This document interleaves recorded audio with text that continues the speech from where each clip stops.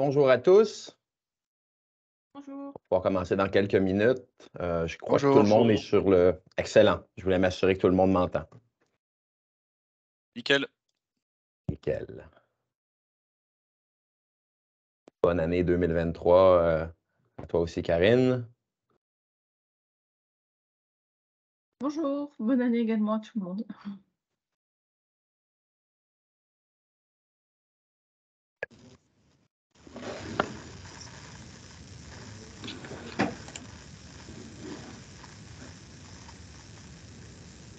Excellent. Je vais donner un petit 2 minutes. On a quand même un horaire assez chargé pour aujourd'hui. J'ai beaucoup de sujets à couvrir. Je vais m'assurer que tout le monde est présent.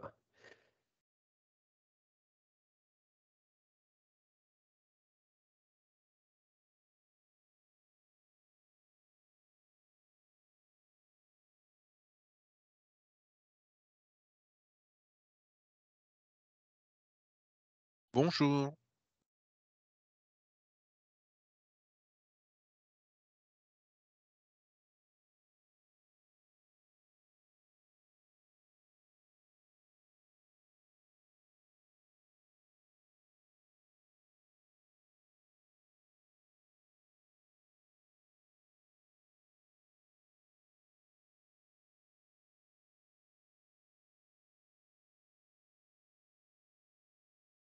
Alors, parfait. Je viens de démarrer le partage d'écran. Bonjour Gabriel, bonjour à tous.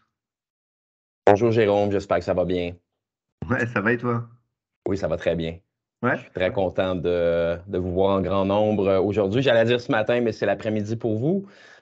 J'ai aussi invité certains partenaires et clients qu'on a à Montréal qui vont participer. Je ne sais pas, je ne vois pas. Ah oui, j'en vois quelques-uns qui sont là déjà. Bonjour Gabriel. Bonjour. C'est Jean, c'est Gilles. Je vois Gabriel Donc, que tu as lancé un enregistrement. Bonjour. Oui, absolument. Bonjour Corinne. L'enregistrement est bel et bien démarré. Les séances seront publiées sur notre chaîne YouTube. Je vais vous communiquer le lien suite à la séance. Si vous avez des questions, je vous inviterai à utiliser le bouton questions Q&A. De mon côté, je vais mettre le muet là, pour le microphone en muet pour tout le monde sur l'appel. Je vais faire mon possible pour regarder. J'ai deux écrans, donc je vais pouvoir vérifier vos questions puis répondre. S'il y a des choses que je n'arrive pas à répondre au cours de ma séance, je vais m'assurer de vous revenir rapidement.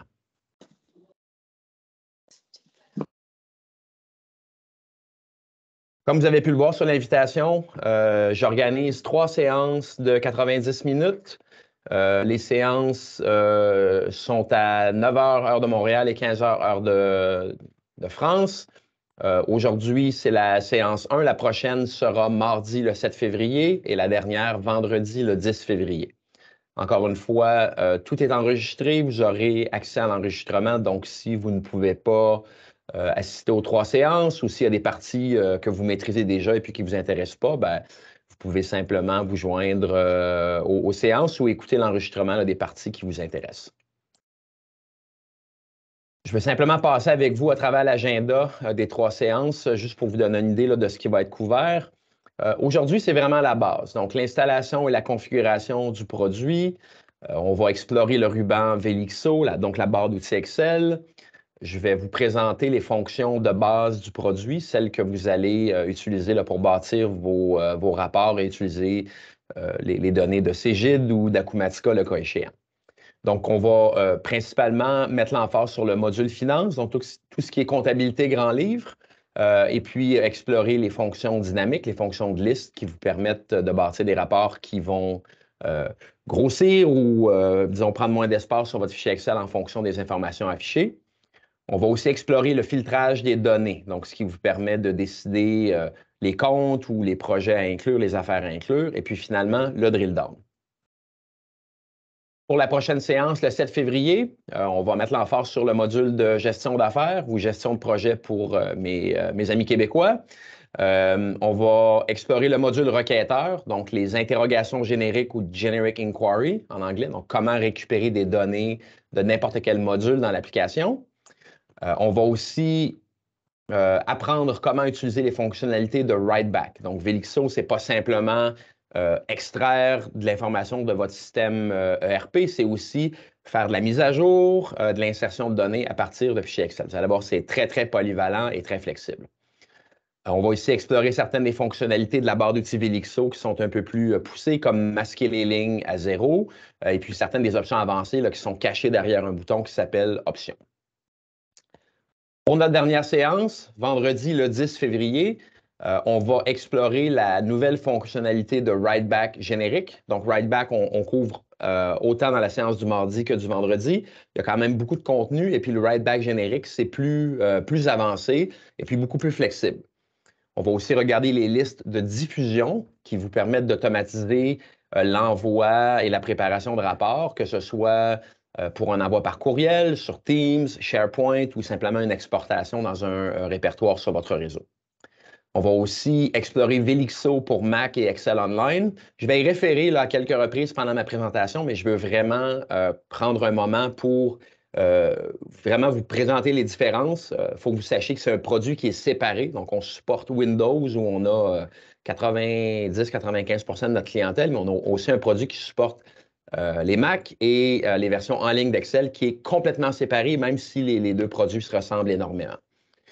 Finalement, je vais vous présenter ce qui est disponible au niveau de soutien, d'options d'assistance et puis le fonctionnement des mises à jour. Bonjour Pascal, tu viens d'apparaître sur mon écran. J'ai bien hâte de te voir à Vegas la semaine prochaine. En passant, c'est pour ça qu'il y a un saut là, de 2 semaines entre la séance 1 et les deux suivantes. On s'en va à Las Vegas pour le Acumatica Partner Summit. Je sais qu'il y a certains partenaires Cégide qui vont y être. On va être environ 3000. Je quitte moi demain après-midi. Excellent. Donc, on peut commencer notre première séance. Je vais juste m'assurer qu'il n'y a pas de questions déjà. Je pense que tout est beau. Fantastique. Et le premier point, c'est l'installation et la configuration de la solution. Vous allez voir, j'ai préparé un certain nombre de slides, mais principalement, ça va être des démonstrations en direct du produit. J'ai utilisé un support visuel là, ou approprié, justement pour la première partie qui est l'installation et la configuration du produit. Quand vous activez une licence Velixo, donc en tant que partenaire, si un de vos clients ajoute l'option Velixo, vous allez recevoir, suite à l'activation de votre licence, un mail qui ressemble à celui-ci. Je sais qu'on a certains clients québécois qui sont avec nous aujourd'hui. C'était au départ une séance que j'organisais pour nos partenaires, nos consultants qui implantent le produit en France. Mais comme on n'a pas souvent l'opportunité d'en faire, j'ai décidé de vous inviter. Je tiens à vous dire que c'est quelque chose que votre partenaire ou votre consultant reçoit. Normalement, il vous le transfère, mais c'est le message de bienvenue, finalement, qui vous confirme que la licence Velixo est maintenant active. C'est très simple, il y a un lien de téléchargement, puis on vous mentionne qu'aucune clé de licence n'est requise. Le système reconnaîtra votre licence via le cloud dès que vous vous connecterez à l'adresse. Donc, finalement, pour garder ça simple, le logiciel, le lien d'installation est public. Tout le monde peut l'installer, tout le monde peut bénéficier de la barre d'outils Velixo, mais la connexion à vos instances Cégide XRP Flex ou Acumatica pour mes clients nord-américains, est contrôlé par cette licence. Donc, si vous n'avez pas accès au produit, vous ne pourrez pas vous connecter. Le lien est très simple. On a même fait une page en français dernièrement, velixo.com/download-fr. Donc, c'est facile à se rappeler, mais vous l'avez aussi dans le courriel de bienvenue. Et puis, j'aimerais avec vous passer au travers du processus d'installation. On va le faire et puis débuter comme si on était un nouveau client. Donc, je vais fermer ici. Ouvrir mon navigateur et puis aller sur velixo.com/download-fr. Et puis, voilà, avez-vous besoin d'instructions en français? Je vais vérifier, là, je pense qu'il y a une petite erreur. Normalement, on aurait dû être directement sur la page en français qui est ici. Je vais le corriger suite à l'installation, mais c'est ce que vous allez voir en accédant à la page ou en cliquant au lien. C'est notre centre d'assistance qui est aussi sur help.velixo.com.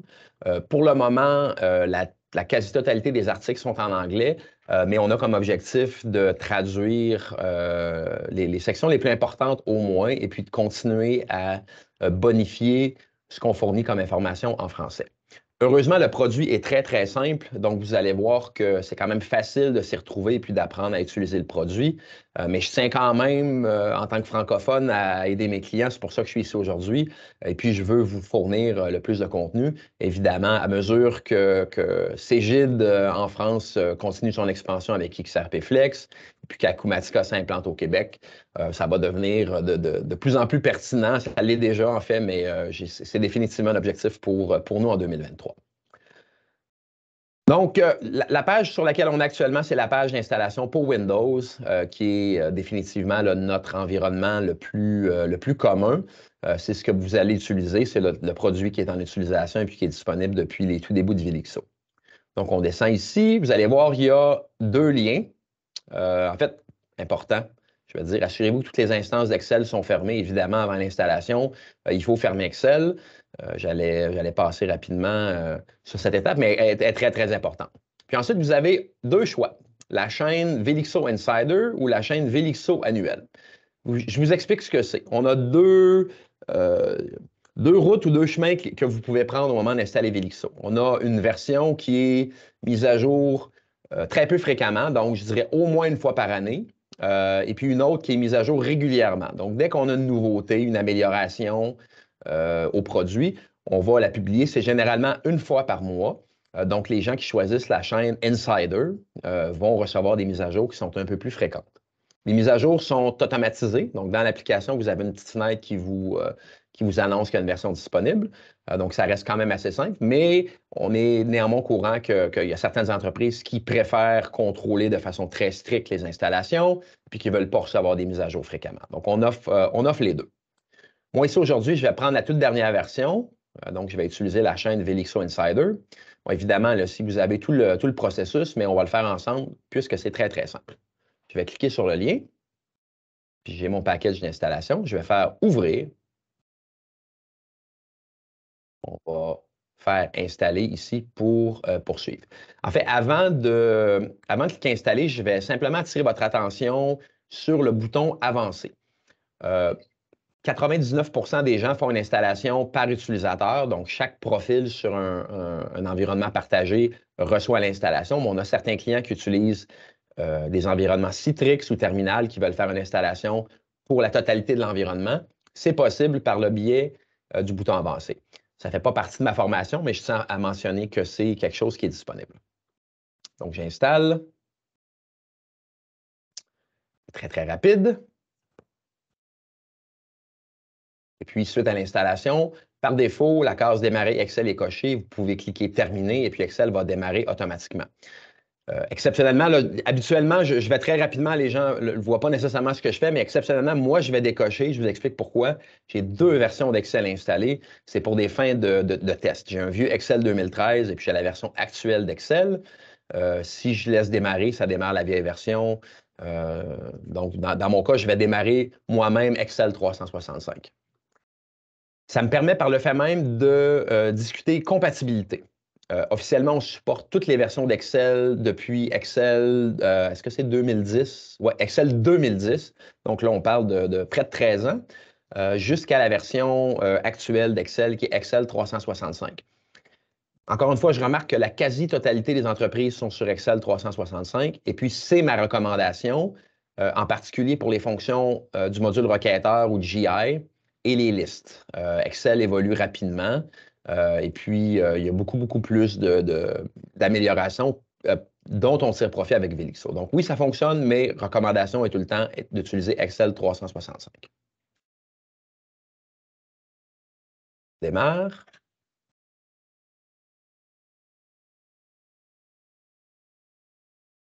Et on va créer un nouveau classeur. Excellent. Donc, ceci m'amène à la prochaine étape, la présentation du ruban ou de la barre d'outils Velixo. Si l'installation s'est déroulée normalement, vous devriez voir apparaître au démarrage d'Excel une nouvelle barre d'outils. C'est la barre d'outils Velixo. Par le passé, on avait des versions spécifiques pour chacun des produits avec lesquels on travaille, donc Acumatica, Cégide, MYOB, et puis la barre d'outils avait un nom spécifique. On a pris la décision dernièrement pour simplifier notre documentation, d'avoir une seule barre d'outils qui s'appelle Velixo. Donc, les gens connaissent de plus en plus le produit Velixo. On a jugé aussi que c'était approprié. Et puis, on en a profité. Peut-être que des gens ici utilisent le produit et puis n'ont pas encore vu le nouveau look de la barre d'outils. On a profité de ce changement pour redesigner les icônes de la barre d'outils. Tout est là dans le même ordre. C'est simplement une nouvelle présentation. La barre d'outils Velixo, c'est le premier signe que le produit est installé, mais c'est aussi par là où vous allez interagir avec certaines des fonctionnalités de base du produit. Pour aujourd'hui, on va focusser sur la section de gauche ici, les connexions, et puis le drill down vers la fin de ma présentation. J'ai un nouveau classeur ici. C'est un fichier qu'on a créé là, à partir de zéro. Encore une fois, si je referme, j'ai simplement fait fichier, nouveau classeur au départ. Donc, c'est un nouveau fichier. Il n'y a rien, il n'y a pas de données. Il n'est pas relié à aucun de mes environnements. Donc, j'aimerais avec vous créer un petit rapport qui va être relié à mon environnement.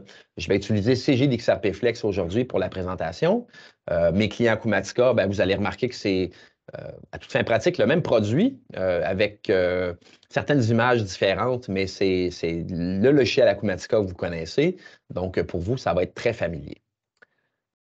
J'ai un navigateur d'ouvert ici. En fait, tantôt, j'étais connecté sur mon instance XRP Flex. Donc, qui est ici xrpflex.cgid.cloud/Velixo. C'est ici, c'est sur cet environnement que j'aimerais me connecter et puis accéder aux données pour créer un rapport.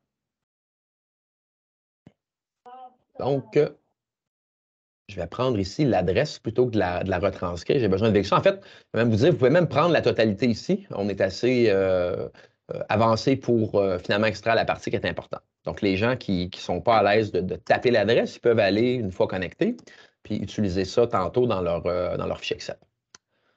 Parfait. Donc, nouveau fichier, comme je vous disais, je dois ouvrir le gestionnaire de connexion et puis ajouter une connexion à mon environnement CG d'XRP Flex. Donc, je vais cliquer ici et puis faire ajouter une connexion. Donc, on voit actuellement qu'il n'y a pas de connexion pour ce classeur. Je vais l'ajouter.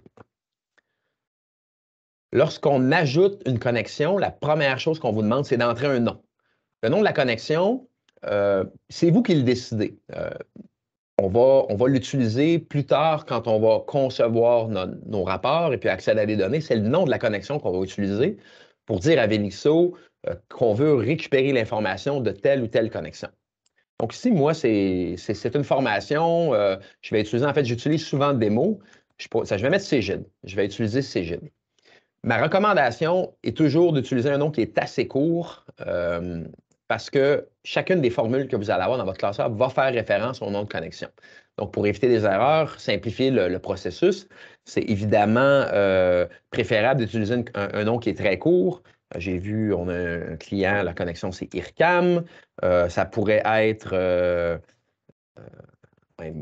démo, prod pour production. Mais bon, éviter un truc du genre les entreprises québécoises du coin du Nord. Un truc comme ça, évidemment, c'est un peu long et pas très pratique. Donc, dans mon cas, je vais écrire CGID. C'est très simple. L'URL, c'est l'adresse de votre environnement CGID ou Acumatica. Vous vous rappelez, j'ai fait un copier-coller. La partie qui est vraiment importante, c'est la première partie jusqu'au nom de l'instance avant le main. Et si je fais tabulation, vous allez voir que le système est intelligent et puis il va retirer ce qui n'est pas nécessaire. Par le passé, on ne faisait pas ce traitement-là et puis bon, il y a des gens qui n'arrivaient pas à se connecter, on recevait des appels.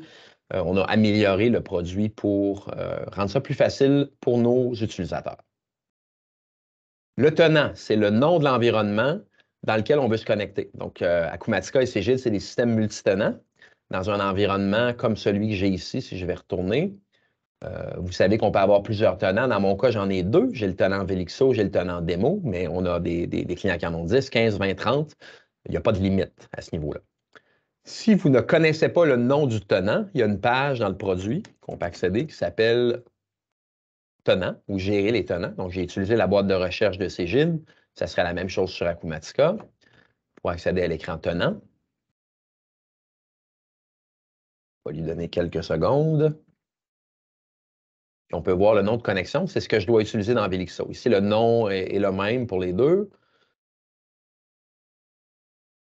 La démo, donc c'est ça. Ça pourrait être, il y a certaines situations où les gens ont un nom de connexion qui va être différent du nom de l'organisation. C'est vraiment le nom de connexion que vous devez utiliser pour la connexion sous Excel. Je tiens à mentionner que les caractères spéciaux ne sont pas autorisés. Par le passé, Cégide, ce n'est pas quelque chose qui était validé. Je ne sais pas dans la version actuelle si c'est là. Je vais faire un test. Si je mets, par exemple, ce symbole ici, voyez-vous, je pense que ça va passer. Mais je vous avise à l'avance que les caractères spéciaux peuvent causer problème au niveau de la connexion. Ce n'est pas un enjeu ou un problème qui est spécifique à Velixo. C'est un problème de connexion. En fait, dorénavant, là, sur la prochaine mise à jour, c'est plus quelque chose qui va être permis. Là, je vois qu'on a réussi à le faire. Mais bon, éviter les caractères spéciaux, ça va mieux aller. Excellent. Donc, on sait que c'est Velixo. Je vais me connecter au tenant, en fait, je vais me connecter au tenant démo, dans mon cas, pas Velixo. Juste un instant, on va changer. Parfait. Et puis, sous Excel, je vais mettre le tenant démo. Parfait. Donc, ce qui me manque maintenant, c'est mon nom d'utilisateur et mon mot de passe. Il existe deux modes de connexion à votre système. La connexion par utilisateur mot de passe et la connexion par identifiant unique, qu'on appelle aussi Single Sign-On en anglais. Si votre environnement est configuré pour l'identification unique, que ce soit avec Active Directory, avec Okta, avec Google, vous allez voir un petit bouton apparaître ici. Ce n'est pas le cas sur mon environnement, mais on a des clients qui utilisent ce système. Donc, au lieu d'utiliser un nom d'utilisateur et un mot de passe, on utiliserait le bouton ici pour s'authentifier. Dans mon cas, je vais utiliser un nom d'utilisateur et un mot de passe. Je vais utiliser exactement les mêmes identifiants que j'utilise pour me connecter à mon environnement à partir de mon navigateur. Juste pour faire le processus en entier. Je vous parle d'utiliser exactement les mêmes informations que je prendrais ici quand je me connecte à partir de mon navigateur. Dans mon cas, j'ai un gestionnaire de mots de passe qui est OnePassword. Je vous recommande en fait hautement si vous avez un grand nombre de mots de passe à vous rappeler. C'est une bonne idée. Donc, on voit ici que mon compte admin et mon mot de passe ont été entrés. Néanmoins, j'ai besoin de l'entrer moi-même à partir de Velixo. Juste un instant, je vais retrouver dans ma base de données en parallèle. Parfait. Je vais aller sous Excel et puis taper la même information, admin, et mon mot de passe. Donc, vous comprenez que les droits d'accès, les permissions sont contrôlés par Cégide XRPFlex et la configuration que vous avez mise dans votre système. C'est bien pour vos utilisateurs qui n'auront pas à se soucier d'abord à configurer un compte, à se rappeler de mots de passe supplémentaires, mais ça implique aussi pour vous, en tant que consultant ou intégrateur, de bien configurer la sécurité. Par défaut, si vous n'avez pas fait de modification, les gens vont avoir accès à la totalité des fonctions des modules, mais vous pouvez restreindre l'accès aux requêtes de Velixo, restreindre l'accès à certains écrans dans l'environnement, de façon à vous assurer que l'utilisateur n'a accès qu'aux choses auxquelles il devrait véritablement avoir accès. De base, on supporte la totalité des fonctions de sécurité. Donc, si vous avez plusieurs compagnies, plusieurs sociétés, plusieurs établissements ou succursales, les mêmes restrictions qui vont être appliquées ici dans votre environnement XRPFlex vont s'appliquer sous Velixo. C'est la même chose pour certaines des options plus avancées. Il y a un concept qui s'appelle les groupes de restrictions, si je ne me trompe pas. Ouais, les groupes de restrictions qui vous permettent, par exemple, d'avoir un segment ou une section analytique qui va être restreinte à certains utilisateurs. C'est quelque chose que vous pouvez configurer ici sous XRPFlex et puis qui va fonctionner tout aussi bien à partir de Velixo. Donc, tout est là, tout est complet. On est prêt à se connecter.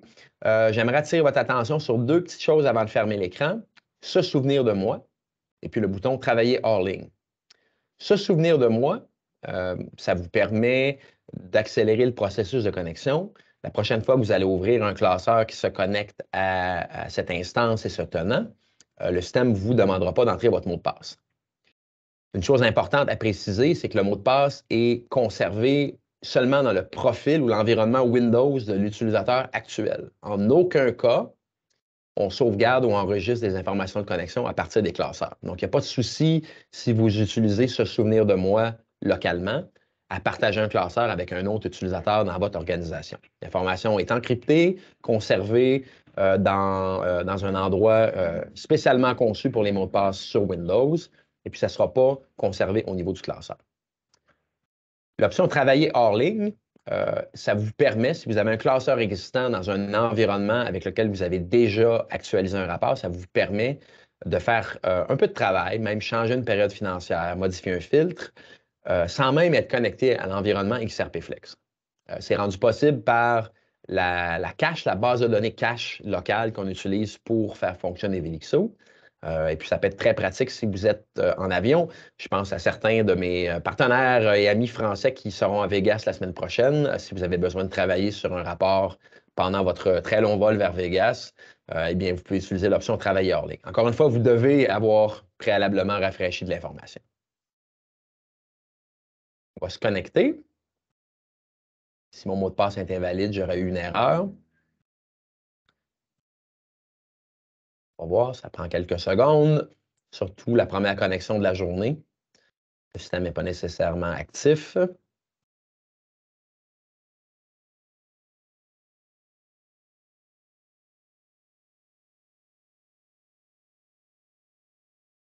devrait y être rapidement. Je vais prendre un peu d'eau.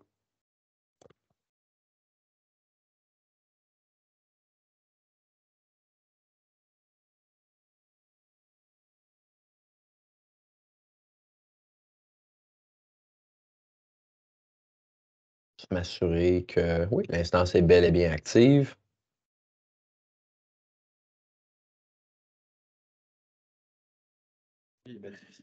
C'était un peu long aujourd'hui, Gabriel. Moi aussi, j'ai testé. Oui, Pascal. C'est la première connexion de la journée. Je me suis connecté à partir de mon navigateur ce matin en arrivant pour m'assurer que ça fonctionne. Moi aussi, tout à l'heure en démo, c'était galère. Oui, c'est des choses qui arrivent, mais bon, c'est quand même pas typique. Généralement, c'est instantané. Je me demande si je ne vais pas l'annuler. Je confirme, c'est très rare. C'est un environnement qui n'est pas utilisé. Je suis le seul à m'en servir. C'est strictement pour les formations. S'il y avait des gens qui travaillaient sur l'environnement, ça aurait été beaucoup plus vite. Bon, là, on voit, on est connecté. Merci, Pascal, d'avoir partagé ton expérience, mais aussi d'avoir confirmé que c'est effectivement rapide en temps normal. On est connecté. On peut voir ici le petit nuage vert qui indique qu'on a une connexion. On voit le nom de notre connexion Cegid. Et puis, vous pouvez voir qu'on a encore la possibilité d'ajouter une connexion. Je vous explique pourquoi. On a des clients qui ont plusieurs tenants. Donc, en achetant une connexion, on peut spécifier un autre tenant. On a même certains clients qui ont plusieurs instances. Donc, il peut y avoir une entreprise qui est une multinationale avec un système en Australie, en Amérique du Nord, en France, puis qui veut produire des rapports consolidés.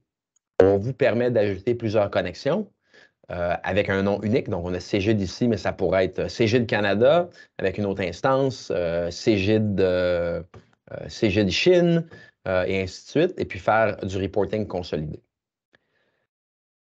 Les connexions que vous ajoutez sont conservées au niveau du classeur. Je tiens à le mentionner, parfois les gens me disent « Ah, je viens de créer un nouveau classeur, je ne vois pas mes connexions. » C'est normal. L'information de chaque connexion est sauvegardée dans le fichier, de façon à ce que si vous partagez le fichier avec des collègues ou avec un vérificateur externe, que la personne puisse se connecter, que les informations soient déjà dans le classeur. Ce qu'on conserve dans le classeur, c'est le nom, l'URL, le tenant. Encore une fois, les mots de passe, les informations personnelles ne sont pas conservées avec votre classeur. Avant de fermer, je vais simplement mentionner que vous avez la possibilité de prendre un classeur existant, Velixo, c'est Excel. Vous pouvez utiliser Excel comme vous l'avez toujours fait. C'est une des beautés du produit. Vous pouvez facilement ajouter une connexion à un fichier existant. Donc, un fichier qui serait alimenté manuellement. Vous pourriez aller dans le même gestionnaire de connexion qu'on vient d'utiliser et puis ajouter une connexion et puis remplacer vos données manuelles par les différentes fonctions du produit. Excellent. Donc, on est maintenant prêt à commencer à récupérer des données de notre système ERP. Je vais aller sur PowerPoint et puis présenter mon prochain slide. L'introduction aux fonctions.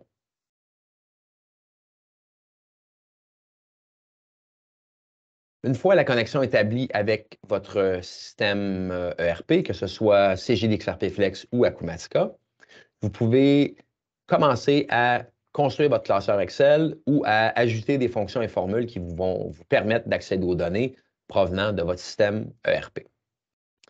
Quand je parle de fonctions et formules, je parle de la même chose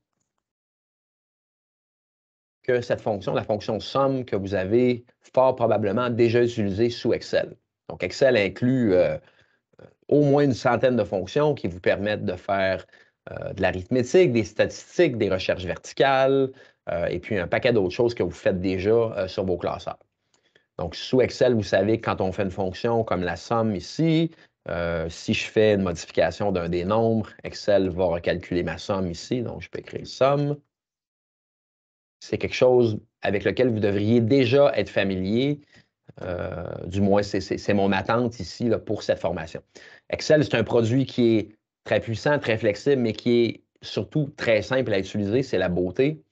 Et puis au niveau de Velixo, vous n'avez qu'à avoir les connaissances de base sous Excel. Si vous savez comment faire une somme, c'est bien suffisant. Si vous ne le savez pas, je vais m'assurer aujourd'hui au moins de vous introduire aux fonctions de base d'Excel. Mais c'est vraiment destiné à un public général. La simplicité du produit, pour moi, c'est ce qui fait sa force. Et puis ensuite, plus vous êtes avancé sous Excel, plus vous êtes familier avec le produit, plus vous allez pouvoir tirer profit à la fois des fonctions d'Excel et puis de ce que Velixo vous permet. Donc, je vais effacer ça ici. C'était simplement un titre d'exemple. Et puis, on va commencer à construire ensemble un petit rapport qui est très simple. Je vais faire une balance comptable. On appelle aussi une balance de vérification au Québec. Donc, la terminologie, là, je vais essayer d'être le plus générique possible, mais je tiens à mentionner, surtout là, pour les utilisateurs d'Acumatica, qu'il y a certaines différences. La localisation a été faite par deux équipes, donc il y a certains termes qui sont différents, mais bon, c'est très, très similaire quand même. Je ne pense pas qu'il va y avoir d'enjeu. Et puis, j'espère aussi pour mes amis français qu'il n'y a pas d'enjeu avec mon accent québécois. J'essaie d'être le plus clair possible, mais bon, gênez-vous pas si je dis des trucs qui ne font pas de sens pour vous. La fonction chat et Q&A, ça va me faire plaisir de vous répondre et puis de clarifier quoi que ce soit au cours de la formation aujourd'hui. Donc, dans ma balance comptable, je vais avoir 3 colonnes. Je veux mon code ou mon numéro de compte. Je veux le nom du compte et je veux le solde actuel. C'est un truc qui est très simple. J'ai 3 colonnes ici. Donc, on va aligner à droite. Donc, dans le ruban Accueil, j'ai la possibilité d'aligner à droite. On va appliquer un peu de formatage. Gras souligné. Et puis quoi d'autre? Ah oui, tantôt, on va formater ici la colonne en format monétaire, mais on pourra le faire plus tard. Merci Pierre, l'accent est top. C'est gentil. Parfait. Donc, continuons. Dans la colonne A, on veut les comptes. Donc, normalement, si vous n'êtes pas utilisateur de Velixo, vous avez besoin d'une balance comptable. Probablement que vous iriez sous XRP Flex chercher balance. J'ai balance périodique, balance générale. Juste un instant, est-ce que j'ai des rapports? Un instant, je vais me retrouver ici. Général. C'est balance générale, hein? OK. Est-ce que j'ai ouvert le bon? Merci. Ouais, balance générale. OK, je vais me mettre une période. Donc, 19. Je peux l'exécuter. Donc, si vous aviez besoin de ces informations-là sur Excel, probablement que vous iriez sur la balance générale, et puis ensuite, vous feriez une exportation vers Excel, et puis un reformatage. Comme vous le savez, l'exportation, c'est jamais parfait. C'est une solution qui reste très manuelle. Donc, on pourrait prendre la liste de comptes qui est ici, l'exporter, la copier-coller, et puis l'entrer manuellement dans notre fichier. Bon, là, on est maintenant dans le monde de Velixo, ce qui veut dire qu'on a accès à des fonctions et des formules dynamiques qui nous permettent de récupérer cette information directement de CGID XRP Flex. Les fonctions, on va les découvrir graduellement ensemble aujourd'hui, mais pour le plan comptable, je vais vous proposer ce qui est de loin la fonction la plus simple, c'est le bouton « Insérer le plan comptable ». Ici. Je vais cliquer, puis je vais laisser Velixo insérer pour moi la bonne fonction dans mon fichier Excel. Vous allez voir dans moins d'une seconde la liste des comptes apparaître. Donc, c'est ma liste qu'on avait tantôt dans la balance générale. On voit tous les comptes. Mais si on porte attention dans la barre de formule ici, ou en double-cliquant sur la première cellule, vous allez constater une fonction qu'on pourrait presque qualifier de magique, une fonction qui vous retourne tous les comptes de Cégide. Donc, premier point à mentionner ici, le nom de la fonction. J'aurais aimé vous présenter une fonction avec un nom français, mais malheureusement, c'est une restriction d'Excel. Je n'ai pas la capacité de traduire ou localiser les noms de fonctions. Ceci dit, la documentation de chacune des fonctions sous Excel est bel et bien en français. Et comme la liste des fonctions est assez restreinte et limitée, vous allez voir que rapidement, on maîtrise bien la liste des fonctions qui est à utiliser. Donc ici, on voit Expand Account Range, donc étendre une plage de compte, si je peux traduire librement. On voit ici que c'est une formule ou une fonction qui retourne un tableau de compte de grand livre correspondant à la plage demandée. Donc moi, en utilisant le bouton ici, on s'est retrouvé avec la fonction, mais j'aurais pu aussi moi-même, si j'efface, inscrire égal, expand account range. Et on voit que le système m'informe qu'il y a une fonction qui retourne un tableau de compte. Donc, je peux la trouver en tapant le nom de la fonction. Je peux même simplement écrire un mot, donc account. Pensez juste account, si vous n'êtes pas familier avec les fonctions, puis vous allez voir une liste de fonctions. Velixo ajoute, grosso modo, 80 fonctions Excel, puis ils vont apparaître au même titre que la fonction somme, moyenne, somme-ci. On les retrouve facilement. Donc, si vous ne savez pas qu'est-ce qui est disponible, vous pouvez taper quelques mots, quelques lettres. On va voir, puis on pourrait descendre, puis trouver Expand Account Range. Ici, double-cliquer, et puis suivre les instructions. Pour 99,9% des fonctions, la première chose à indiquer, c'est le nom de la connexion qu'on a indiqué tantôt dans notre gestionnaire de connexion.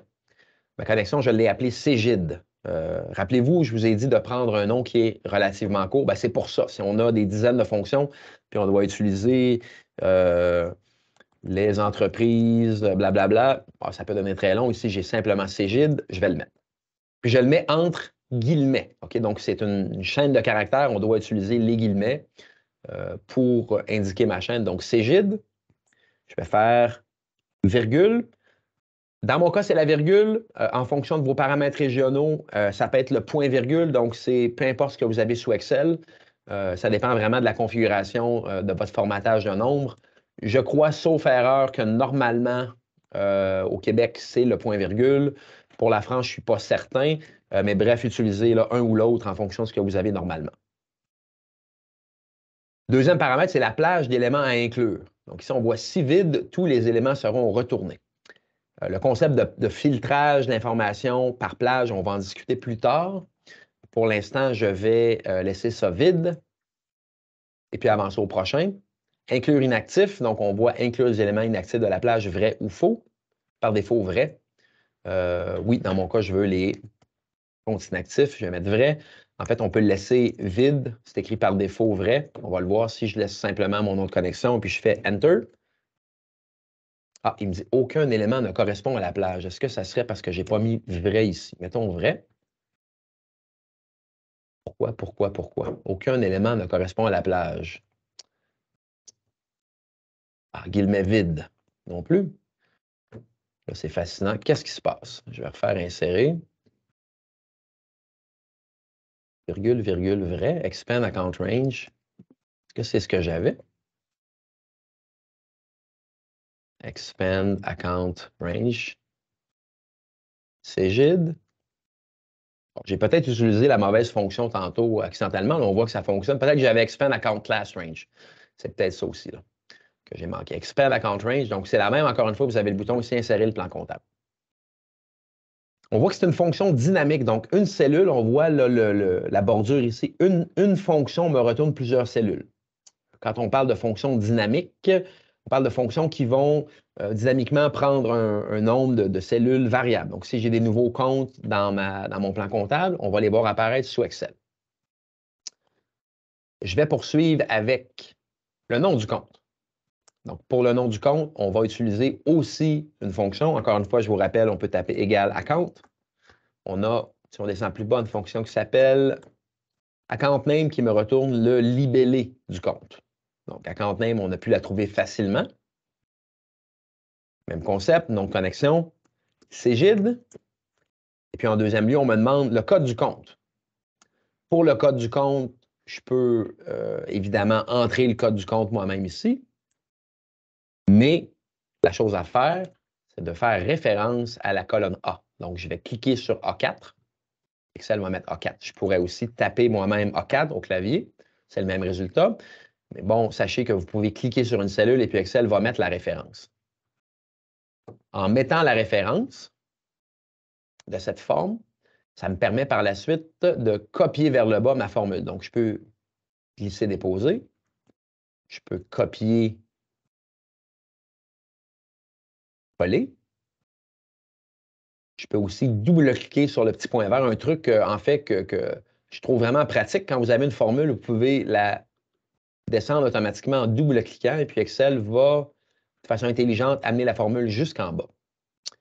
Il y a une autre technique que j'aimerais vous présenter aussi qui est disponible sur Excel 365. Donc, je mentionnais plus tôt que je recommande l'utilisation d'Excel 365 parce que ça vous donne accès à des fonctions plus avancées et puis en particulier les fonctions matricielles dynamiques. C'est un nouveau concept qui est apparu il y a environ 2 ou 3 ans qui est tout à fait génial. Donc ici, au lieu de faire référence à ma cellule A4, je peux rajouter le dièse. Et en indiquant dièse, je vais me retrouver à faire référence à la totalité du tableau qui est référencé ou retourné par la formule A4. Donc vous allez voir A4 dièse, Enter. Et puis, par magie, je me retrouve avec la formule jusqu'en bas. L'avantage d'utiliser la référence vers le tableau matriciel, c'est que si je modifie ma plage de compte plus tard, donc, OK, je ne veux plus les comptes inactifs, je fais faux. Ici, ça va rafraîchir. Donc, s'il y a plus de comptes, moins de comptes, si j'actualise plus tard et puis j'ai de nouveaux comptes, la même chose, je n'aurai pas besoin de me soucier d'abord à recopier la formule vers le bas.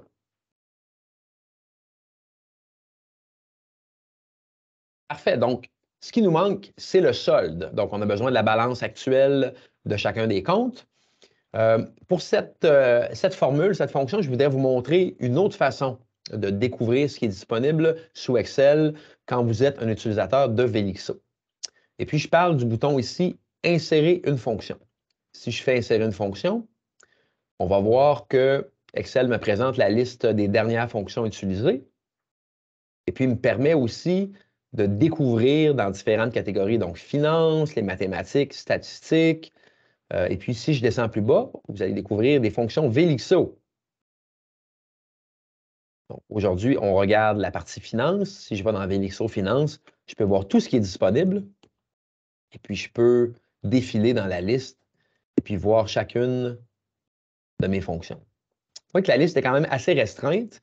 Et puis, vraiment, là, vous allez utiliser souvent peut-être 5% des fonctions, pas plus. Il y a des fonctions qui sont là à titre utilitaire, exemple, crédit, débit, donc pour le total des débits, total des crédits, mais véritablement, c'est la même fonction avec un petit mot, il y a une petite différence. Donc, vous en maîtrisez une, vous les maîtrisez pas mal toutes.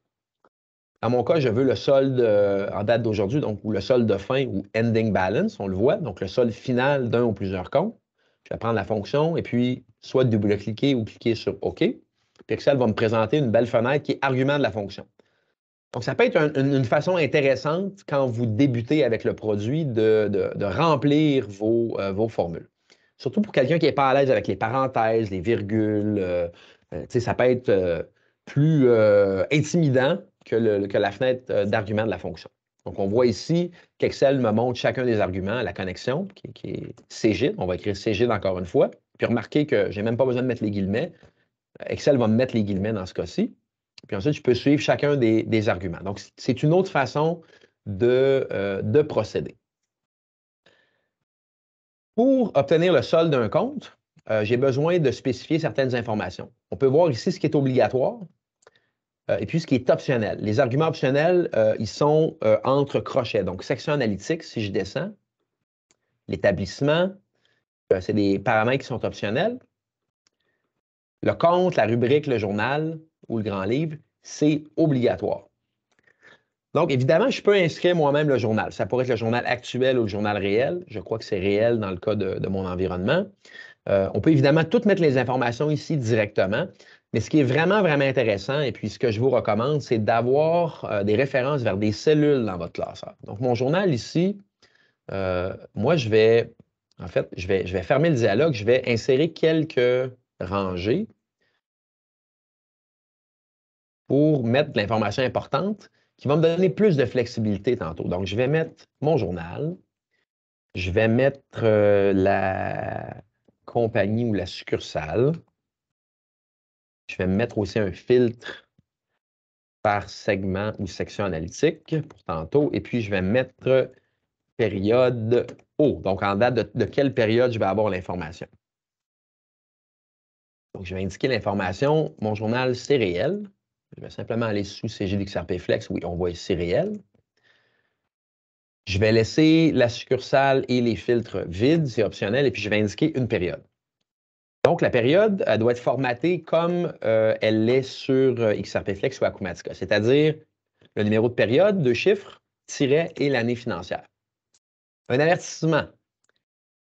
Cette information-là, ça doit être du texte, pas une date. En fonction de vos paramètres régionaux, Excel a tendance à dire « Hey, ça, c'est 1er janvier 2019, donc je vais convertir pour vous en janvier 2019. » Si vous faites ça, vous allez possiblement avoir des résultats ou une erreur à laquelle vous ne vous attendez pas. Donc, je vous donne 2 trucs. Le premier truc, c'est d'aller changer le format pour texte avant d'inscrire la période financière. Donc, ici, si je refais 01-2019, Enter, Excel, écoute, Excel ne va pas convertir l'information. On peut aussi, si j'annule, puis je reviens au format précédent, on peut aussi mettre un apostrophe et indiquer 01-2019, et puis Excel va laisser l'information telle qu'elle, ne va pas la reformater. OK, donc, dans ce cas-ci, on va simplement refaire, on va mettre texte 01-2019, mais c'est quelque chose qui est important à mentionner.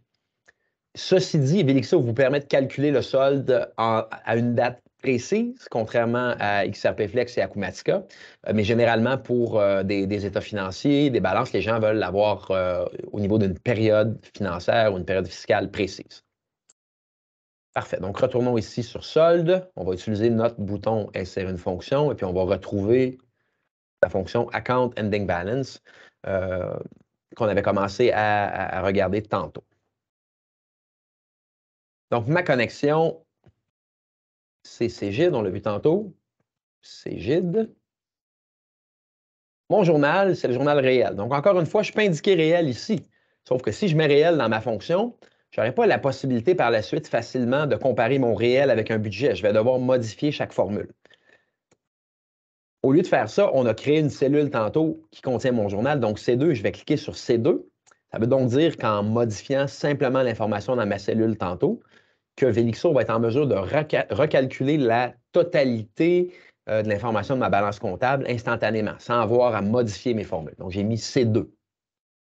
Un point important à mentionner ici, c'est l'importance de fixer les références. Donc, C2, Excel, en fait, juste un instant, je vais faire OK, je vais aller vous montrer dans une autre feuille, là, juste pour que tout le monde soit bien à l'aise avec le concept.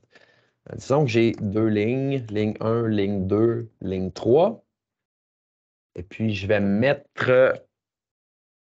total ici. Donc, je vais mettre 3 nombres, 5, 10 et 15. Je vais mettre multiplié par. OK. Puis ici, je vais mettre une somme de D3 à D5. Puis je vais aussi faire une petite fonction. Je vais prendre la valeur qui est là puis la multiplier par 2. Donc, D3 fois D1. Ici, mes références ne sont pas fixées. Quand je parle de référence fixe, je parle du symbole de dollar que vous avez peut-être vu. Donc, je le mentionne parce que c'est quand même important à connaître. Et puis, c'est peut-être pas quelque chose qui est familier pour tout le monde sur l'appel. Donc, si je ne fixe pas mes références, ici, je vois D3, D1. Quand je vais copier ma formule vers le bas, mon D3 va devenir D4, c'est bien, mais mon D1, le multiplié par, devient D2. Non, je veux vraiment multiplier par la valeur qui est dans la cellule D1.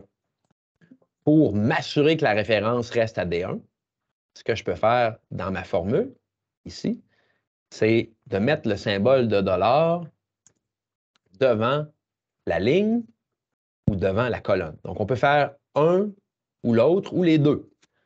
Si je fais $D, $1 comme ça, en copiant, ça ne va pas se déplacer, mais aussi, si je prends mon tableau en entier, qui est là, et puis je l'amène à droite, on va encore faire référence à ma valeur qui est dans la colonne D. Donc, si je change ici le multiplicateur, il n'y a aucun impact. Par contre, le multiplicateur dans ma colonne D va s'appliquer sur mes valeurs dans la colonne I. Okay? Donc, il faut réfléchir à ce qu'on veut vraiment quand on le fait. Dans mon cas, ce qui m'intéresse, c'est vraiment la ligne 1. Donc, je veux garder une référence à la ligne 1. La ligne D, ça peut être une référence variable, donc D $1. On va juste recopier de façon à ce qu'en amenant à droite encore, par copier-coller, si je change pour 345, que mon multiplicateur soit bel et bien celui qui est maintenant dans la colonne H. Donc, on va retourner ici, dans notre formule, et puis, bon, dans mon cas, je veux que ça soit la ligne 2. Donc, je vais mettre le signe de dollar devant le chiffre. Ma colonne, il n'y a pas d'importance. Si je copie tantôt pour faire 2019 versus 2018, je veux que ma colonne C devienne ma colonne D. Donc, on ne fixe pas la colonne, on fixe seulement la rangée. Un autre petit truc que je peux vous montrer aussi, si je mets ma référence à C2, je peux appuyer sur F4 sur mon clavier, puis Excel va me mettre les symboles. Si j'appuie sur F4 une autre fois, il va le mettre seulement devant la rangée. F4 encore devant la colonne, et ainsi de suite. Donc, on peut boucler à travers les différentes options en utilisant le clavier. Prochaine information qui est requise, c'est la rubrique comptable. En fait, on voit optionnel. Je dois soit mettre une rubrique comptable ou une classe de compte ou un code de compte. La rubrique comptable, si je vais sur XRP Flex ici, puis j'ouvre mon plan comptable,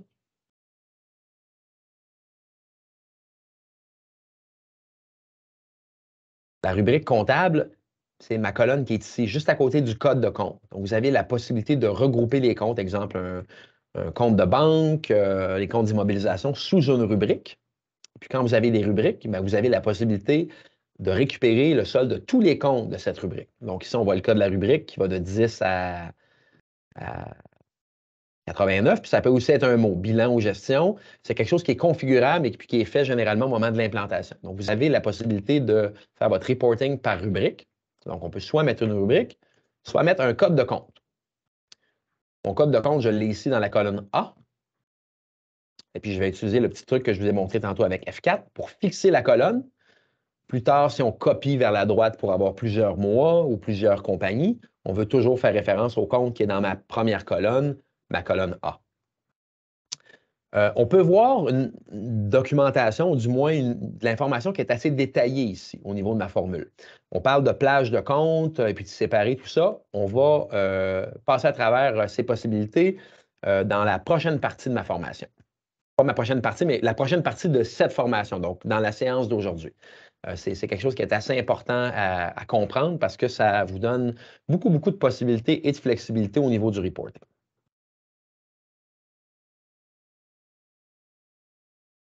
Continue, section analytique. Donc, section analytique, ça peut aussi être segment ou sous-compte, dépendamment de votre environnement. Ma section analytique, je l'ai ici, dans C4. C'est vide pour l'instant, c'est optionnel, on n'a pas besoin, mais je vais de façon préemptive mettre une référence pour me donner la flexibilité plus tard de filtrer la totalité de mes comptes pour une section particulière ou un segment particulier. Même chose par l'établissement ou la compagnie, C3. La date, ma période, qui est dans C5. Remarquez qu'on indique date ou période financière. N'oubliez pas là, que si on veut filtrer par période, ça doit être du texte, donc avec l'apostrophe ou le format texte. On continue, on a un dernier paramètre, inclure les lots non intégrés, qui vous permet optionnellement d'avoir des lots qui sont au statut, qui sont en attente, qui ne sont pas au statut brouillon, mais qui sont en attente d'être relâchés au grand livre. Par défaut, on a seulement les lots qui sont intégrés. Je vais faire OK. Et puis, je vais recopier vers le bas. Dans mon cas, je vais simplement double-cliquer. Puis on va voir mes soldes apparaître. Fantastique. On voit qu'il n'y a pas de formatage à ce stade-ci. Je vais en mettre un. Je vais aller ici choisir comptabilité. C'est un peu mieux. Bon, là, moi, mon système est configuré pour le Canada. J'ai le symbole de dollar. Dans votre cas, ça serait l'euro pour les clients qui sont en France. On a terminé. On a maintenant bâti ensemble notre premier rapport qui est connecté à l'environnement XRP Flex et puis qui peut être maintenant actualisé en un seul clic. Donc, à supposer qu'on sauvegarde le classeur, on va le faire d'ailleurs. Formation Velixo en français, session 1. Je vais l'enregistrer ici.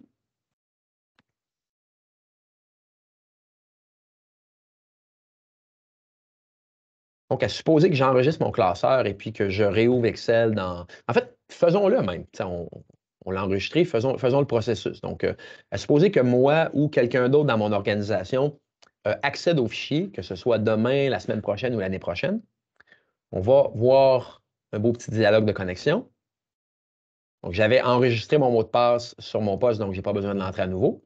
Puis, je vais maintenant avoir la possibilité, grâce à la barre d'outils Velixo, d'actualiser en un seul clic la totalité de ma balance. Donc, on va obtenir les informations les plus à jour. Évidemment, ici, j'ai une période qui est un peu loin, mais si c'était la période actuelle, vous verriez quasi instantanément l'impact sur les soldes de chacun des comptes, des transactions qui viennent d'être entrées au système.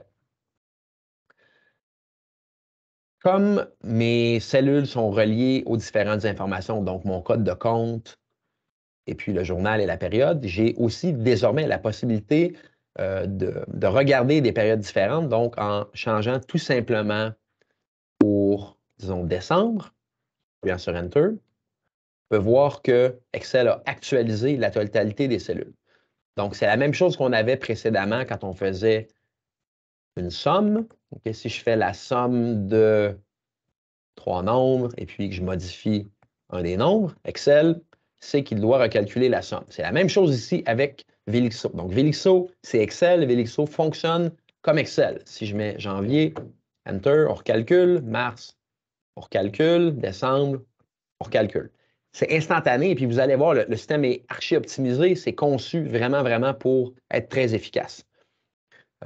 Pour l'histoire, le tout premier client qui a utilisé le produit en 2017, c'est une chaîne de restauration rapide très connue en France, qui avait un rapport, je vous dirais, totalement monstrueux et gargantuesque. Donc, ça a été l'occasion, quand on a commencé le développement, de vraiment, vraiment optimiser le produit puis s'assurer que les utilisateurs ont un temps de réponse qui est très, très rapide, même pour des rapports qui sont complexes. Là, vous admettrez ici qu'on a quelque chose qui est très simple, mais demeure que c'est intéressant d'avoir cette interactivité et puis l'information qui est en temps réel de notre système ERP.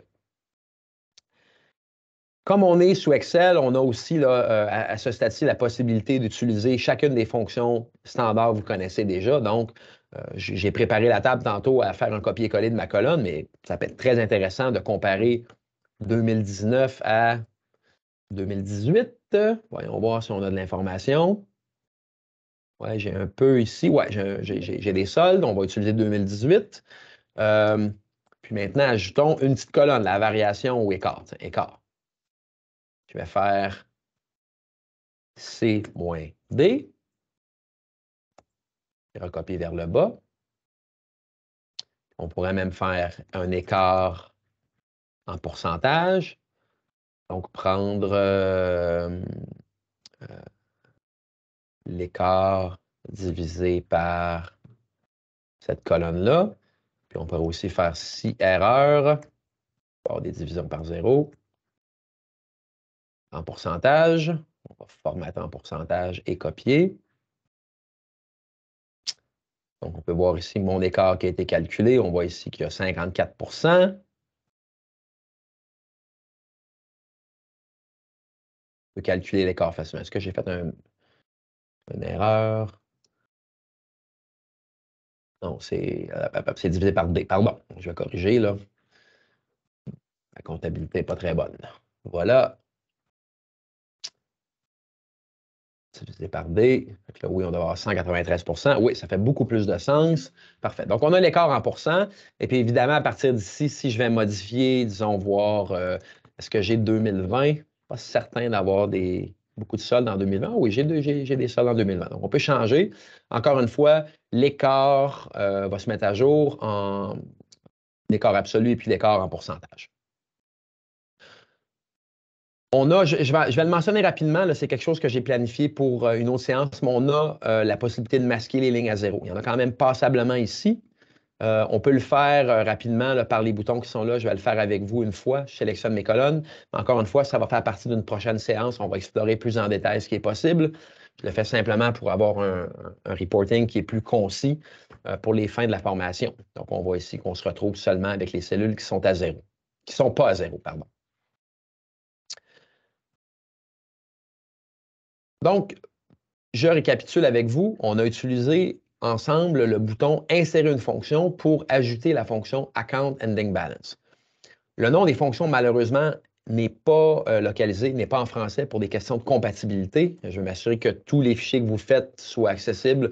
On a plein de sociétés, même en France, qui transigent avec d'autres pays en Europe ou à l'international puis qui ont besoin d'échanger des classeurs. Donc, la compatibilité est importante. Le nom est en anglais, mais les arguments, connexion, journal, compte, sont en français et puis la documentation de la fonction qui apparaît ici est en français. Si vous avez besoin de plus d'informations sur les fonctions, vous avez le bouton « Aide » qui vous amène sur notre site d'assistance. Pour l'instant, c'est en anglais, mais vous avez la possibilité d'utiliser une traduction automatique. Est-ce que je l'ai ici sous... je ne pense pas que j'ai l'extension sur mon Chrome, mais vous avez généralement le bouton qui peut vous le traduire en français. Et puis, on veut, en 2023, bonifier et puis vraiment aller plus loin avec la documentation anglaise pour le bénéfice de nos clients en France et au Québec. Donc, c'est quelque chose qui va venir, mais je tiens à vous le montrer parce qu'il y a quand même beaucoup d'informations et puis là, qu'il y a une fonction de traduction intégrée. Moi, je pense que je l'ai désactivé là, dans mon cas quand c'était en anglais, mais vous l'avez sous Chrome, Edge ou Firefox.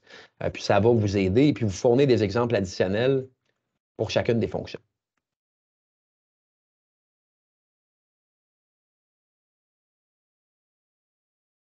Parfait. On va poursuivre maintenant. Je vais juste faire un petit changement dans l'ordre.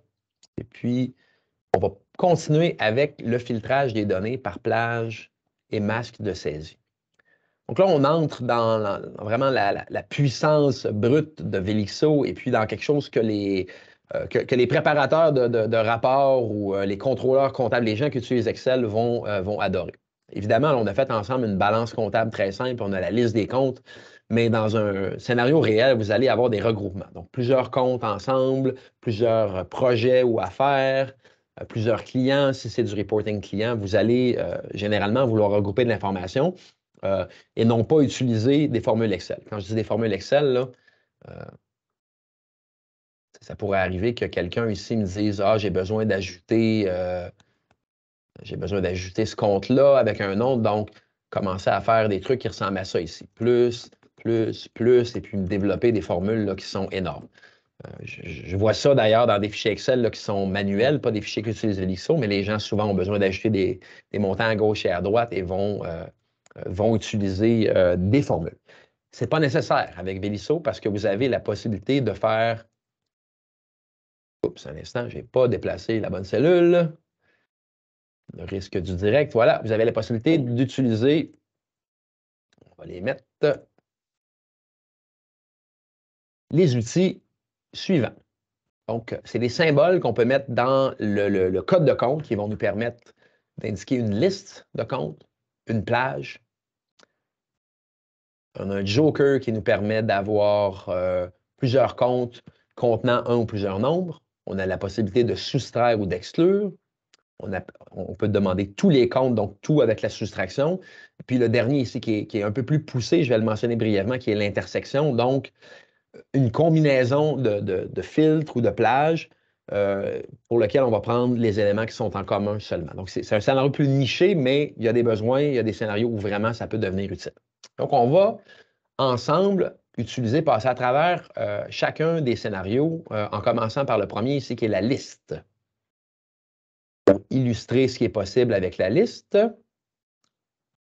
je vais insérer quelques lignes ici. En fait, oui, ça va être une bonne idée. Je vais mettre liste. Juste un instant. Je suis moins habitué avec les raccourcis. Parfait. Fait que ce qu'on va faire, je vais mettre le texte ici en vert, gras. Puis je vais utiliser point virgule, liste de comptes ou d'éléments. Je vais écrire éléments, OK, parce que ce que je vous montre maintenant, c'est quelque chose qui s'applique à presque tout sous Velix. On fait du reporting du module finance aujourd'hui, mais plus tard, quand vous allez faire du reporting de gestion d'affaires, vous allez pouvoir utiliser la même syntaxe. C'est la même syntaxe. Elle est simple, vous la comprenez une fois, vous l'utilisez partout. Donc, premier exemple, le point virgule. Disons que j'ai besoin de 2 comptes. J'ai besoin du compte, ici prenons matériel industriel et matériel de transport. Donc, c'est 215 400 et 218 200. 215 400, 218 200. Donc, je mets un point virgule et puis j'indique mes 2 comptes. Je vais prendre mes formules qui sont ici et puis les amener vers le haut. Donc, on voit dès maintenant 19 400. Et puis, si je regarde mes 2 comptes, je vais les mettre en surbrillance. Un petit truc en passant, quand on met des cellules en surbrillance, Excel nous montre la somme en bas, dans la barre d'état. Donc, 19 400, c'est 19 400. Ajoutons un troisième compte. On va mettre matériel de bureau informatique, 218 300. Donc, on devrait grosso modo ajouter 11 000 € à mon 19 000 pour se retrouver à 30 416. Voilà, on voit, il est ajouté. Donc, le point virgule vous permet d'ajouter plusieurs comptes à une plage. Et puis, c'est la même formule. Hein. J'ai pris ma formule qu'on avait ici, je l'ai copié-collé. Premier. Le deuxième, comment on appelle? Est-ce que c'est, on dit les 2 points, mais là, c'est peut-être le symbole. Comment on appelle le symbole? Ici, non, pas Bing. Google. Qu'est-ce que Google me dit, le symbole? Aïe, aïe, aïe. Je trouve pas. Si quelqu'un ici peut le mettre dans le chat là, pour me rafraîchir, comment on appelle le symbole? Je dis les 2 points. Donc, les 2 points, on utilise pour une plage de comptes ou d'éléments. Éléments. Donc, une plage, c'est de à ou du au. Puis prenons, dans ce cas-ci, on a matériel, on a 3 comptes de matériel. Au lieu de lister les 3 comptes, je vais dire de 215 000 à 218 999. Donc, au lieu d'utiliser le point virgule, je mets les 2 points ici. Et puis, on va, encore une fois, amener vers le bas mes formules. Donc, on arrive à un résultat qui est légèrement différent. Donc, pourquoi il est différent? J'ai probablement pris une plage qui est plus grande. 215 400, 218 400, 215 à 218 999. Ah oui, c'est mobilier. 218 400 qu'on n'avait pas tantôt, donc 33 216, c'est bien ça. Donc, la plage est pratique si vous avez un grand nombre de comptes du à que vous désirez mettre. Donc, c'est mon deuxième exemple. Le troisième, on va faire référence à mon PowerPoint. Le Joker, et tu sais, c'est le point d'interrogation. Donc, le point d'interrogation veut dire n'importe quel chiffre ou lettre dans ma liste. Donc, j'aurais, exemple, si je veux tout ce qui commence par, bon, j'ai 2 comptes qui commencent par 2, 1, 8, je pourrais faire 2, 1, 8, suivi de 3 points d'interrogation. Donc, tout ce qui commence par 218, dans ce cas-ci. Allons-y encore une fois. On va copier, coller. Voilà, 26 316. Si je regarde 2, 1, 8, 2, 1, 8, c'est ces 2 comptes-là. Le point d'interrogation, Je vais mettre ici, je vais écrire Joker. Le point d'interrogation peut être à n'importe quel endroit dans votre formule. Donc, ça peut être 2, 1, 8 suivi de 3 points d'interrogation, mais ça pourrait être 2, 1, point d'interrogation, 0, avec d'autres points d'interrogation. 2, 1, 8, j'en ai pas. 2, 1, 8, faisons 2 points d'interrogation comme ça. Oui, ça va fonctionner. Vous pouvez mettre le point d'interrogation où vous le désirez. L'important, c'est qu'il y ait le bon nombre. Ça doit correspondre à la longueur totale de votre plan comptable. J'en profite à ce stade-ci pour vous montrer que vous avez la possibilité aussi de combiner, de mélanger là, tout ce qu'on a vu jusqu'à présent. Le point-virgule, ça vous permet de regrouper plusieurs listes, plusieurs comptes, mais ça vous permet aussi de regrouper des plages et des jokers. Donc, je pourrais avoir, ici, je vais appeler cet exemple combinaison. Je pourrais prendre 215 400. Ensuite, je pourrais prendre 218 avec 3 points d'interrogation. Je pourrais aussi dire de 219 000 à 219 999.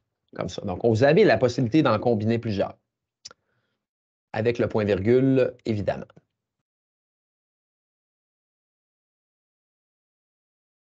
Parfait. Continuons.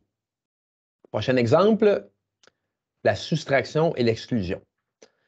Quelque chose qui devient particulièrement pratique quand on utilise une grande plage de compte ou quand on utilise l'astérisque pour avoir la totalité des éléments dans une liste. Donc, la soustraction, je vais vous le montrer avec le premier exemple. Je vais prendre ici tous mes comptes débutant par 2. Donc, 2 suivi de 5 points d'interrogation. Premier, je vais mettre soustraction. On va copier. Là, je n'ai pas de soustraction encore. On y arrive. Donc, tout ce qui commence par 2, c'est 33 811. Mais j'aimerais exclure le compte 218 300. Je vais simplement faire moins 218 300. Puis on devrait voir le solde diminuer de 11 000. Allons-y. Enter. 11 000. Donc, le moins devant une plage va exclure les éléments de la liste. Donc, ici, je veux tout ce qui commence par 2, sauf 218 300. Mais bon, je vous ai parlé de possibilité de combiner puis de mélanger. Je peux aussi dire tout ce qui commence par 2, sauf les comptes qui commencent par 2, 1, 8. Je peux faire comme ça. Ça fonctionne aussi. Et puis, je peux en avoir plusieurs. Voilà. Donc, beaucoup de flexibilité, comme vous le voyez. Prochain exemple que je vais vous montrer, c'est ici l'astérisque, qui n'est pas vraiment pertinent dans le contexte d'un compte, parce qu'il y a peu de scénarios où vous allez vouloir faire la somme de tous les comptes. Normalement, une balance comptable, les comptes devraient avoir un solde à 0. Il y a une petite nuance que j'apporterai plus tard, mais théoriquement, ça devrait être 0. Donc, de faire étoile ici, ça ne va pas être très, très utile. Par contre, l'étoile, l'astérisque est super pratique quand on fait un filtre par section analytique ou par compagnie. Je vous donne un exemple. Je vais retourner sur Cégide ici, XRP Flex. Puis, on va ouvrir juste un instant. Je vais aller dans, est-ce que c'est société? Oui, organisation, société. On va aller ici, dans ma liste de sociétés.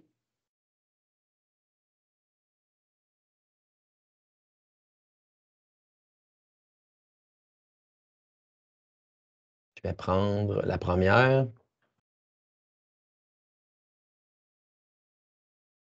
Et puis, on va regarder ma liste de sociétés. J'ai le code de société capitale, Flexip, Flipchart, Infotech, MPI. Donc, on pourrait, à titre d'exemple, bâtir un rapport qui inclut toutes les sociétés ou toutes les succursales, sauf Infotech. Puis on le ferait, là, je le fais à titre indicatif parce que je ne pense pas que j'ai assez de données pour vous le montrer. Je pourrais arriver ici et dire étoile moins Infotech. Donc, tout sauf Infotech. Quand vous ferez du reporting d'affaires, au niveau des affaires, vous avez des tâches, vous avez des groupes de comptes. On pourrait prendre tous les groupes de comptes, sauf certains. Tous les clients, sauf certains, c'est des exemples. Ça peut devenir très, très pratique. Mais bon, ici, encore une fois, pour une liste de comptes, c'est pas quelque chose qui est vraiment ni pratique ni pertinent.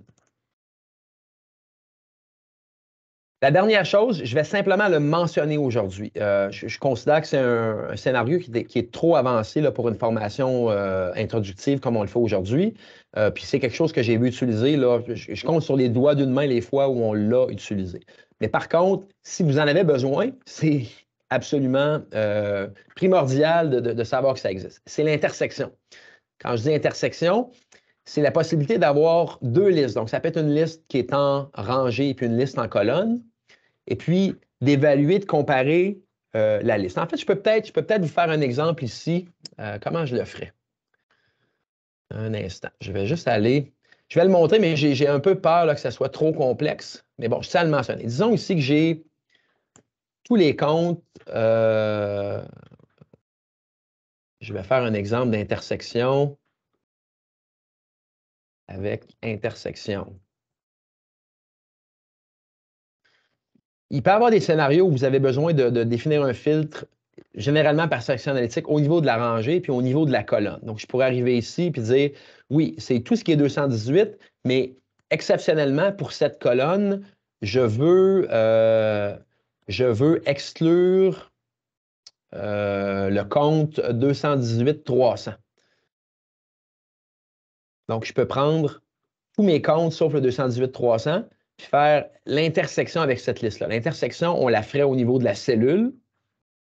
Ici, dans ma fonction, je peux faire avec l'accent circonflexe, faire l'intersection avec une autre plage qui va être cette fois-ci en colonne. Donc, le système, finalement, ferait une combinaison. Donc, c'est pratique si on veut avoir une liste de formules qui est commune, mais pour certaines colonnes, donc une combinaison de rangées-colonnes, avoir des exceptions. Sur le site de Velixo, il y a un exemple qui est publié. Si je vais sur intersection ici, on peut le voir. Encore une fois, je vous dis que c'est un truc un peu avancé, un peu poussé, mais je veux que les gens soient au courant que ça existe. On le voit ici dans un scénario avec département. Je vous invite encore une fois là, à le traduire au besoin, mais on explique un autre scénario, un autre exemple de ce qui est possible. C'est encore une fois parmi les fonctionnalités les plus avancées de Velixo. Donc, ça termine la partie filtrage de données. C'est une section assez importante. Je vous invite là, à regarder l'enregistrement suite à la formation si vous voulez regarder encore une fois ce qu'on a vu aujourd'hui. Il y a beaucoup de scénarios, mais c'est quelque chose qui va vous aider énormément. Encore une fois, c'est assez simple. Généralement, une liste, une plage ou le joker, ça fait l'affaire. Les trois du bas, soustraction, l'astérisque et l'intersection, c'est des trucs qui sont un peu plus poussés. Il nous reste 13 minutes pour la formation. On va couvrir deux choses ensemble, les fonctions dynamiques et les listes, et le drill down qu'on appelle aussi le forage. Fonction dynamique, on va aller sous Excel ensemble, on va créer un nouvel onglet. On va aller ensemble dans la barre d'outils, en fait, oui, la barre d'outils Velixo, mais on va utiliser insérer une fonction encore une fois. Puis je vais ouvrir avec vous la section liste. Ce sont des fonctions dynamiques qu'on vous recommande d'utiliser exclusivement sur Excel 365. Puis, une des fonctions les plus pratiques que je vais regarder avec vous, c'est Accounts with History et puis Expand Accounts and Sub-Accounts with History. C'est des fonctions qui vous permettent d'avoir l'équivalent d'une liste dynamique des comptes respectant une plage, un journal, un établissement qui ont eu de l'activité. Donc, si vous avez, exemple, un ensemble de sections analytiques qui est très longue, vous voulez toutes les combinaisons, et puis seulement les combinaisons avec de l'activité, vous pouvez utiliser ceci pour bâtir des fichiers dynamiques. Donc, faisons rapidement, je vais mettre journal réel. Je vais mettre du 01-2020 au 12-2020. Je peux mettre établissement ici pour changer. Je vais aller utiliser la fonction list qui est Accounts and Sub-Accounts with History. Allons-y. Connexion Cégide. Mon journal il est en B1. Mon établissement, il est en B4. Tout est optionnel. La liste de comptes, c'est optionnel. Les sections analytiques, c'est optionnel. On a besoin du O. Puis à la fin, on peut spécifier si on veut les comptes inactifs, les lots non intégrés ou une liste d'établissements. On va mettre la liste d'établissements. Je vais aller jusque-là avec vous pour vous montrer. Je vais indiquer vrai. Puis on va faire OK. Donc, on se retrouve avec un tableau qui a 3 colonnes. 3 colonnes, on a l'établissement, le compte et la section analytique. Les seules combinaisons qui me sont retournées, c'est les combinaisons qui ont soit un solde, soit de l'activité à l'intérieur de la plage donnée. Donc, ça devient très pratique parce qu'imaginez que vous avez 1000 sections analytiques, 500 comptes, ça fait potentiellement 500 000 cellules à mettre dans votre classeur. Puis ici, on vous donne une version dynamique. On a, bon, grosso modo, une centaine de cellules, puis c'est seulement les cellules avec de l'activité. Puis grâce à la magie des fonctions dynamiques, on pourrait utiliser, on pourrait mettre ici le solde de fin de chacun des comptes. On va utiliser Account Ending Balance. Je vais le faire avec vous. Je vais mettre mon journal. Pardon. La rubrique comptable, non. Mon compte, je l'ai ici. Bon. Tantôt, je vous ai montré le dièse. Je vous montre une autre technique qui est à maîtriser si vous voulez utiliser les fonctions matricielles. C'est la fonction index d'Excel. Je veux la deuxième colonne de mon tableau. Mon tableau, il est en A7, dièse. Ma colonne, c'est la deuxième, 2. Donc, je dis l'index du tableau, je veux la deuxième colonne. Même chose pour la section analytique. C'est ma troisième colonne. Évidemment, si vous n'êtes pas familier, vous pouvez copier vers le bas, mais vous allez comprendre l'avantage tantôt quand je vais changer la date et la période. Donc, on a presque terminé du haut. Ça ici. De peut-être convertir en nombre. Qu'est-ce que j'ai fait? Qu'est-ce que j'ai fait? Ah, pardon, c'est O, c'est ici, c'est B3. Ah bon. Voilà. On va formater en comptabilité. Puis comme vous voyez, la formule, c'est recopier vers le bas automatiquement. Donc, l'avantage, je vous montre où. Je vais indiquer mon code d'établissement flexible. Je vais faire Enter. Boum. C'est rafraîchi. Je n'ai pas de formule superflue plus bas. Et puis, tout s'est ajusté correctement. Donc, j'ai mon solde de fin qui est ici. Je pourrais mettre pays pour Paris Innovation. Je peux mettre l'étoile pour tout, vous vous rappelez. On pourrait faire l'étoile moins flexible, tout sauf flexible. Vous voyez, à chaque fois que je modifie, que j'appuie sur Enter, ça se rafraîchit. Donc, les fonctions dynamiques, il y en a beaucoup dans la section liste. Comme il nous reste seulement que quelques minutes pour aujourd'hui, là, je ne vais pas explorer, mais je vous en montre une qui est super pratique, surtout quand vous avez un grand nombre de comptes et de sections analytiques, puis vous voulez quelque chose qui est dynamique. On pourrait là, évidemment ajouter un peu d'emballage, d'enrobage, et puis séparer la section analytique en segments. On pourrait avoir un nom au lieu de DAF ou de CCL.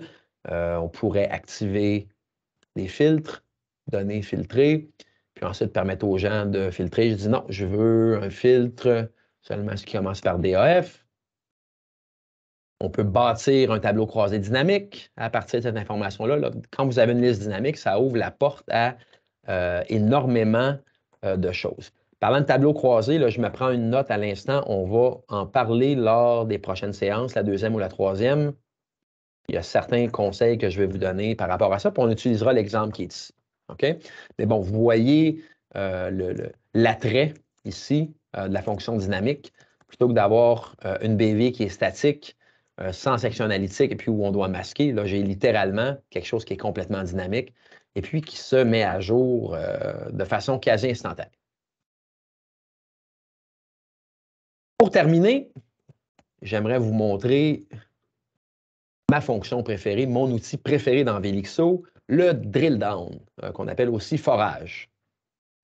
Le drill down, ça vous permet de prendre une cellule qui est dans votre fichier et puis d'identifier, premièrement, tout ce qui est inclus, et puis deuxièmement, d'accéder aux informations qui se retrouvent en pièce jointe ou dans les notes au niveau d'XRP Flex. Prenons un exemple, on va prendre ici, on a la combinaison, ici on a le 33 000. Évidemment, on peut voir dans la colonne A qu'il y a plusieurs comptes, mais avec la fonction drill down, je vais pouvoir voir précisément tout ce qui a été inclus. Donc, je vais cliquer sur mon montant. Je vais aller dans ma barre d'outils Velixo et puis je vais cliquer sur Drill Down.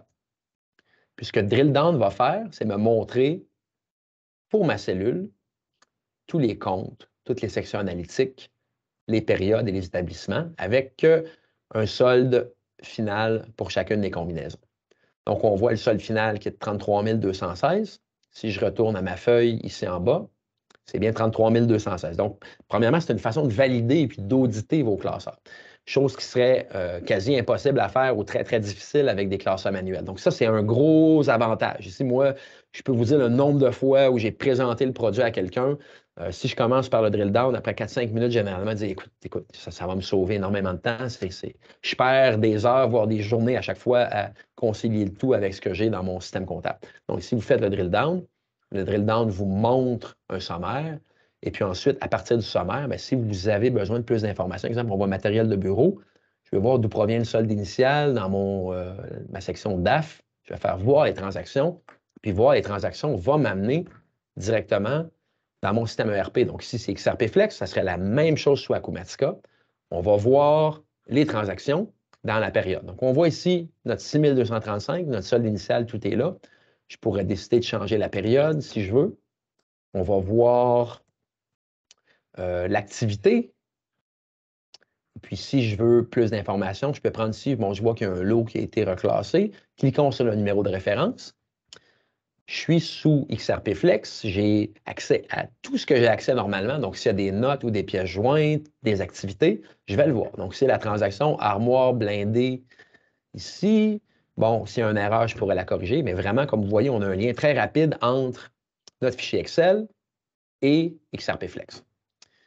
Et puis, ça fonctionne aussi sur des formules et des calculs. Donc, si j'avais, à titre d'exemple, c'est un truc qui ne fait aucun sens, mais si j'avais une somme de toutes mes cellules ici, je pourrais aussi utiliser le drill down. Okay? En fait, ça ne fait pas de sens. Faisons-le pas. OK, je vais vous faire avec vous un total hypothétique. OK, total, je vais même écrire hypothétique ici.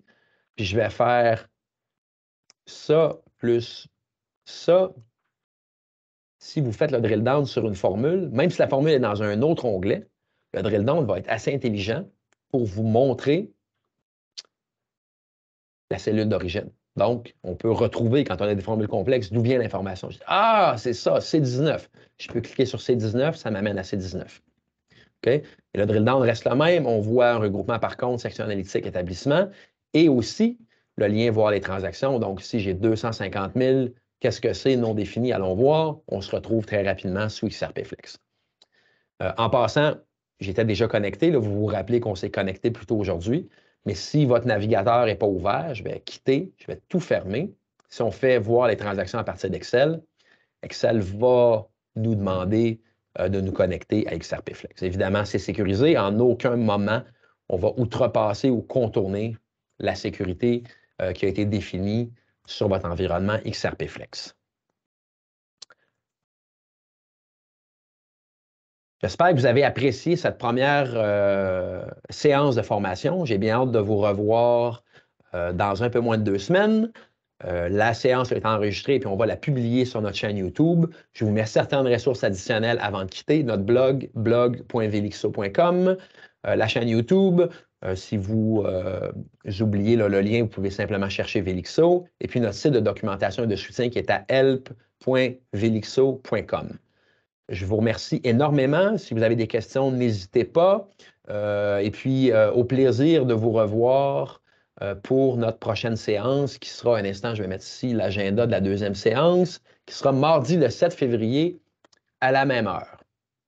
Donc, au plaisir et à très bientôt tout le monde. Merci. Merci. Merci Gabriel, à bientôt. À bientôt. Merci. Merci. Merci Gabriel. À bientôt. À bientôt. Merci.